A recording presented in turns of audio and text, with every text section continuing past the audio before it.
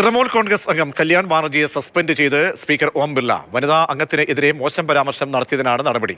P Basant ചേരുന്നുണ്ട്. ബസന്ത്, എപ്പോഴുണ്ടായ സംഭവമാണ്, എന്ത് മോശം പരാമർശം ഉണ്ടായെന്നാണ് സ്പീക്കർക്ക് ബോധ്യപ്പെട്ടത് നടപടി സംബന്ധിച്ച്? പ്രതീക്ഷ നേരത്തെ തന്നെ തൃണമൂൽ കോൺഗ്രസിന്റെ വിവിധ നേതാക്കൾ ഈ കല്യാൺ ബാനർജിക്കെതിരെ പരാതി നൽകിയിരുന്നു.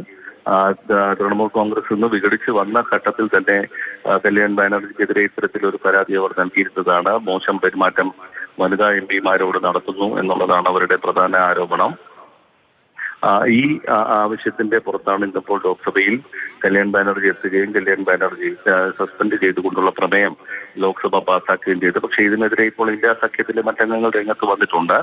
പക്ഷേ കല്യാൺ ബാനർജിയെ ഈ വർഷകാല സമ്മേളനത്തിൽ പൂർണ്ണമായും സസ്പെൻഡ് ചെയ്യുന്ന ഒരു സാഹചര്യമാണ് ഉള്ളത്.